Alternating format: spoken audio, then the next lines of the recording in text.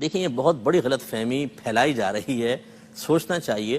نبی کریم صلی اللہ علیہ وسلم نے ارشاد فرمایا کہ جب تک بلال اذان دیں تم کھاتے پیتے رہو، لیکن جب عبداللہ بن ام مکتوم اذان دیں تو تم کھانا پینا چھوڑ دو، کیونکہ وہ طلوع فجر پر اذان دیتے ہیں۔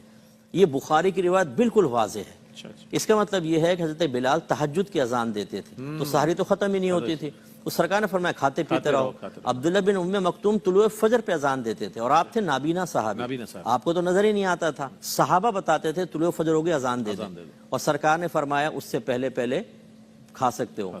اور ایک روایت میں بخاری کی روایت ہے، صحابہ کہتے ہیں کہ ہم سحری بند کرتے تھے، ہم سرکار کے ساتھ ہوتے سحری کرتے، سحری میں اور اذان میں اتنا فاصلہ ہوتا تھا کہ 50 آیات پڑھ لیتے۔